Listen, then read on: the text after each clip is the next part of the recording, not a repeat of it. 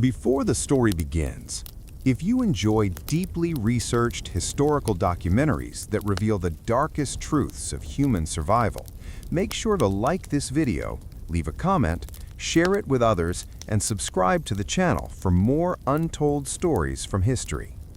Now, let me take you beyond human limits. Beyond human limits, the horrifying truth of the Donner Party tragedy. There are moments in history that force us to ask an uncomfortable question. What would you do if survival demanded the unthinkable? In the winter of 1846, high in the frozen peaks of the Sierra Nevada mountains, a group of ordinary American families crossed a line no one ever wants to imagine. These were not criminals, not soldiers, not explorers trained for hell. They were farmers, mothers, children, people chasing the American dream. What happened to them was not a legend. It was not exaggerated folklore. It was documented, recorded, testified, and remembered. This is the true story of the Donner Party, a tragedy so disturbing that for generations America tried to forget it. But the mountains remember. America on the move.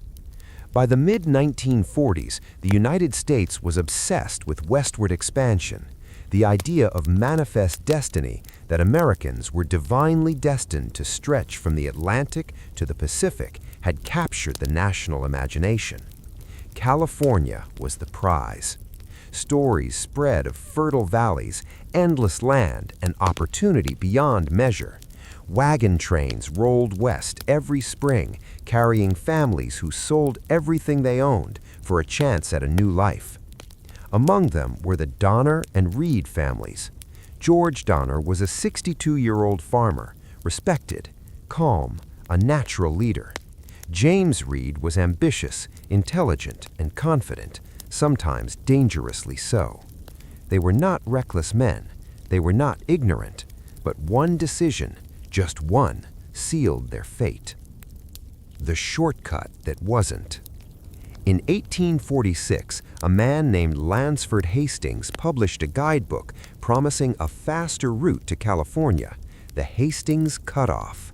He claimed it would save weeks of travel. It was a lie. Hastings had barely traveled the route himself. He exaggerated its ease, underestimated the terrain, and ignored the dangers. Yet, desperate wagon leaders believed him because they wanted to. The Donner-Reed Party made the fatal choice to abandon the well-traveled Oregon Trail and take Hastings' unproven shortcut. Almost immediately, everything went wrong.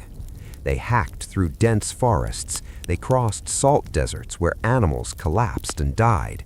They lost precious weeks, weeks they could never afford to lose. Winter was coming, and the Sierra Nevada did not forgive delays. Trapped by the mountain. By late October 1846, snow began to fall, earlier than anyone expected. The Sierra Nevada mountains rose before them like a wall of ice and stone. Within days, snowdrifts reached roof-high. Wagons became useless. Oxen froze to death where they stood. The Donner Party was trapped. 87 men, women, and children were now prisoners of the mountain. They built makeshift cabins near what is now Donner Lake. The snow grew deeper.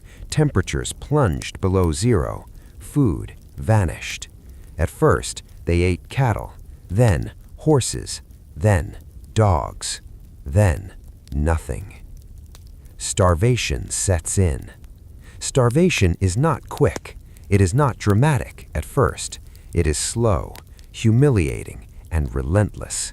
Adults gave their portions to children until they could no longer stand. Mothers watched their babies cry without tears because even tears require energy. Skin turned gray, gums bled, muscles wasted away. People began to die. And with every death, a terrifying reality loomed closer. The unthinkable choice. In December 1846, a group of 15 attempted a desperate escape on snowshoes. They became known as the Forlorn Hope. They carried almost no food.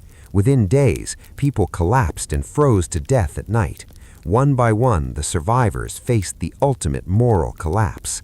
They began to eat the dead, not out of madness, not out of cruelty, but because death was the only alternative. This is the part of the Donner story that America whispers about, the part textbooks sanitize, the part that forces us to confront what hunger can do to the human soul. Cannibalism in the cabins. Back at the lake, the situation grew even worse. When children died, their parents faced an unbearable choice. Some refused to eat and followed their children into death. Others survived, forever changed. There was no joy, no savagery, only silence, guilt, and survival. Rescue parties eventually arrived, too late for many. By the time the final survivors were saved in April 1947, nearly half of the Donner Party was dead. A legacy of horror. The survivors returned to civilization, carrying something heavier than trauma. They carried judgment. Newspapers sensationalized their suffering. The word cannibal followed them for life. Children grew up haunted by memories no child should ever have. Yet, historians now agree, most of them did what was necessary to live. The Donner Party was not a story of evil. It was a story of limits. Human limits. If this story has made you think, if it's forced you to imagine what you would do in their place, then take a moment to like this video, comment your thoughts, share this story, and subscribe to the channel because history's darkest truths deserve to be remembered. And this was only the beginning. The group that history would later call the Forlorn Hope did not leave the frozen camps as heroes. They left as ghosts. On December 16, 1846, 15 starving people stepped into the white emptiness of the Sierra Nevada, knowing that most of them would never return. Men, women, 2 young Native American guides, all of them skeletal, all of them desperate. They carried crude snowshoes made from ox bows and rawhide. Their food supply could barely last a week, but staying behind meant certain death, so they walked into the white silence. Snow swallowed the landscape whole. There were no landmarks, only sky and ground fused into one endless, blinding void. Every step burned calories their bodies no longer had. Within days, their rations ran out. People collapsed mid-stride, unable to rise again. At night, temperatures dropped so low that eyelashes froze shut. Some fell asleep and never woke up. One by one, members of the group died. At first, the survivors did what they could to honor the dead, covering bodies with snow, whispering prayers. But prayers do not stop starvation. The moment hunger won. After several deaths, the unspoken truth became impossible to ignore. The bodies were there, and they were food. No one suggested it aloud at first. The idea itself felt monstrous, but hunger has a voice of its own. It speaks quietly, relentlessly, until morality begins to crack. Eventually, someone broke the silence. They cooked human flesh over a small fire, without seasoning, without ceremony, just survival. Later, survivors would say the same thing again and again. We did not choose cannibalism, we chose life. Murder in the snow. As conditions worsened, desperation turned deadly. 2 Native American guides, Salvador and Luis, were weaker than the others. They fell behind. Some members feared they would slow everyone down. Then, one night, shots rang out. The guides were killed. Official accounts later claimed self-defense. Historians still debate the truth. But what is certain is this: their bodies were eaten. This moment marked the absolute moral collapse of the expedition. Not just survival anymore. Now it was something darker.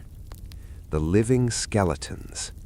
When the last survivors of the Forlorn Hope finally stumbled into a California ranch weeks later, they barely looked human. Skin clung to bone, eyes were sunken and wild. They smelled of death. Locals were horrified and then terrified when they heard the story. Rescue parties were organized immediately, but winter still ruled the mountains, and many were already beyond saving. Back at the lake, waiting to die. While the Forlorn Hope fought through the mountains, those left behind waited and starved.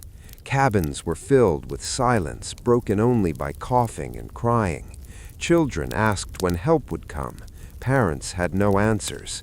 Some people simply lay down and refused to eat anything, even when human flesh became available.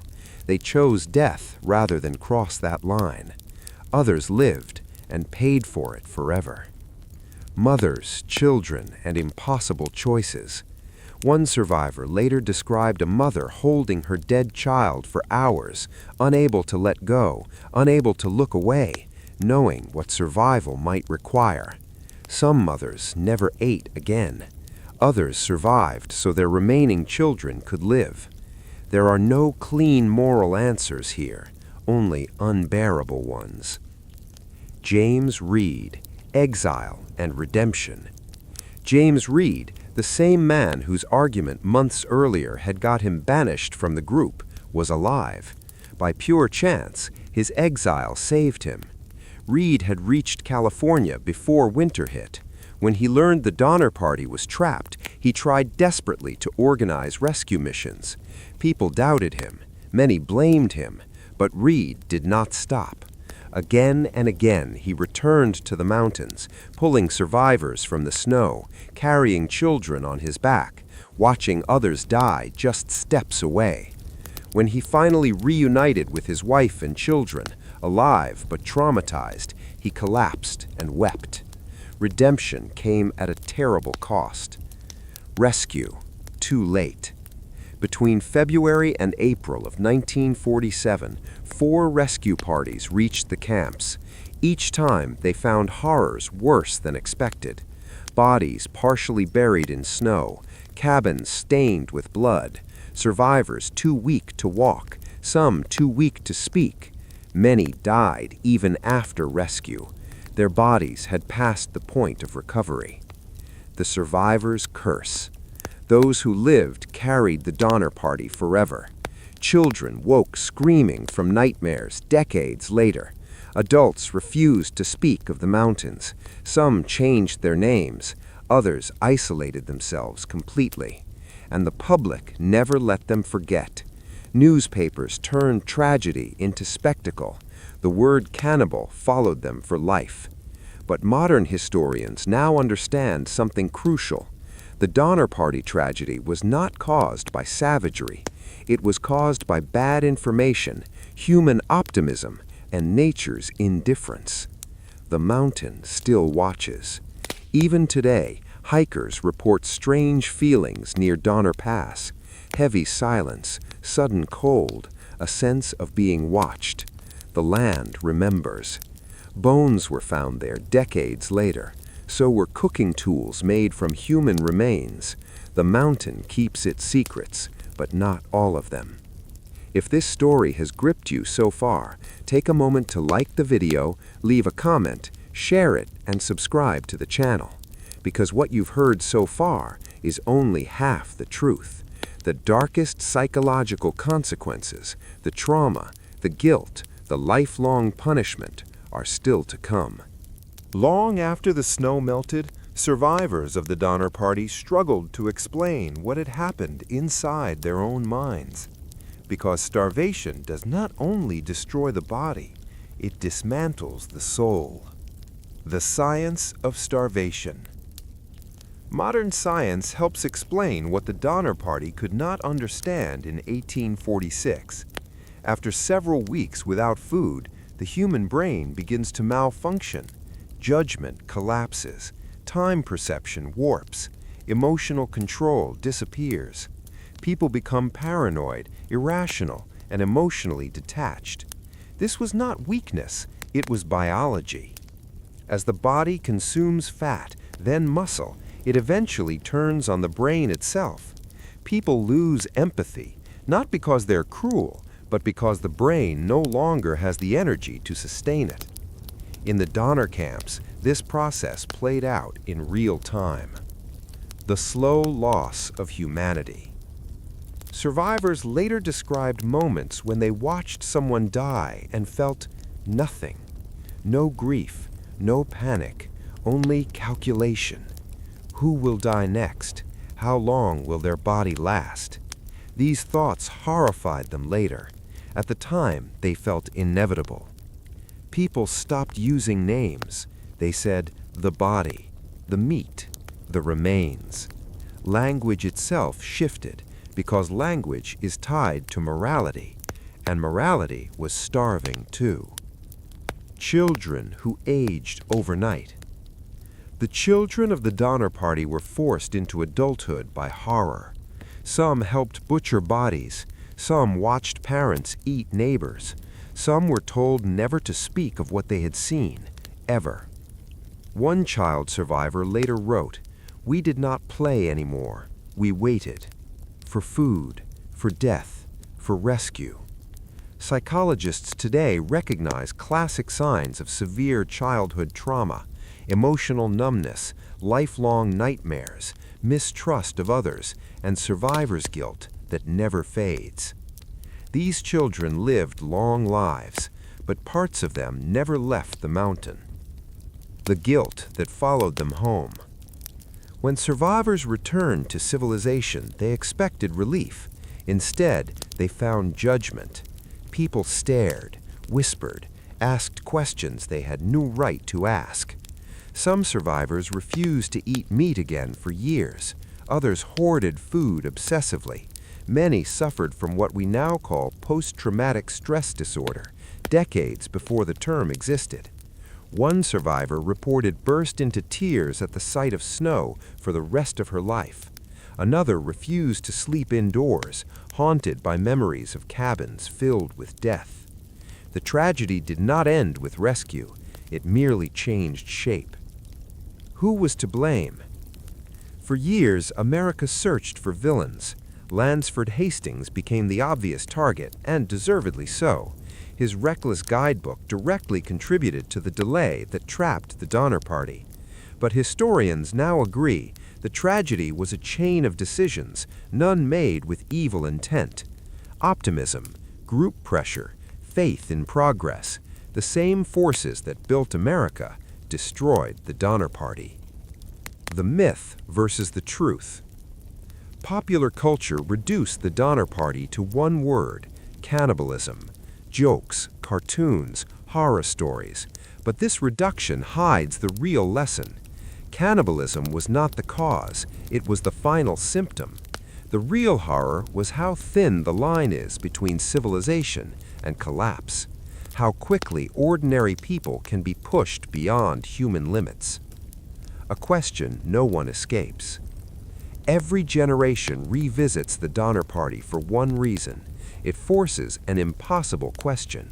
If your child were starving, if your spouse were dying, if the only choice left was to eat or perish, what would you do? There is no heroic answer, only a human one. Why the story still matters.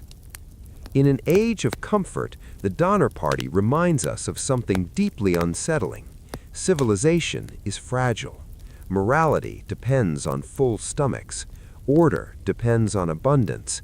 And survival can strip us down to something ancient and terrifying. The Sierra Nevada mountains still stand, silent, unforgiving, unchanged. They have watched generations pass, and they remember what people can become. If this story has shaken you, like this video, leave your thoughts in the comments, share it, and subscribe to the channel, because the final chapter is still ahead, and it reveals what the Donner Party ultimately teaches us about America, about survival, and about ourselves. When the last survivor of the Donner Party was pulled from the snow in April of 1847, America wanted one thing above all else: to move on. The nation was expanding. Gold would soon be discovered in California. Railroads would cross the continent. Progress demanded optimism. The Donner Party did not fit that narrative. So their story was simplified, distorted, and buried beneath a single shocking label: cannibals. But history is rarely that simple. The truth history almost forgot. Modern historians, forensic anthropologists, and survival experts have spent decades re-examining the Donner Party tragedy. Their conclusion is clear. The Donner Party was not uniquely immoral. They were uniquely trapped. Extreme altitude, record-breaking snowfall, complete isolation, no viable food sources. In those conditions, human behavior becomes predictable. Every known case of long-term starvation, from shipwrecks to sieges to plane crashes, follows the same psychological pattern. The Donner Party was not an exception. They were a case study. Survival experts speak. Modern survival instructors often use the Donner Party as a warning, not about cannibalism, but about decision-making. Experts point to 3 fatal errors: trusting unverified information. The Hastings Cutoff was chosen based on hope, not evidence. Ignoring environmental reality. The mountains do not care about schedules, dreams, or optimism. And delaying hard decisions. Every week lost sealed their fate. The lesson is brutal, but vital. Nature does not negotiate. Children who lived, adults who never recovered. Some of the children who survived the Donner Party went on to live long, outwardly normal lives. They married, had families, built homes, but many never spoke of the mountains again. Letters reveal adults who avoided snow, refused to travel, and panicked when food ran low, even decades later. One survivor reportedly said late in life, "I survived the mountain, but it never left me." Survival is not the same as healing. The Donner Party in American memory. Today, Donner Pass is quiet. Families picnic nearby. Trains pass through tunnels carved into granite. Snow falls gently where unimaginable suffering once occurred. There is a memorial, simple, reserved, almost modest. It does not glorify the tragedy. It does not sensationalize the horror. It simply marks where human beings reached the edge of what the body and the soul could endure. Why this story still haunts America. The Donner Party terrifies us because it destroys comforting myths. It tells us that good people can be pushed to do unimaginable things, that civilization is thinner than we like to believe, that the American dream can become a nightmare without warning, and most unsettling of all, that there is no clear moral victory at the end, only survival. Beyond human limits. The Donner Party was not a story of monsters.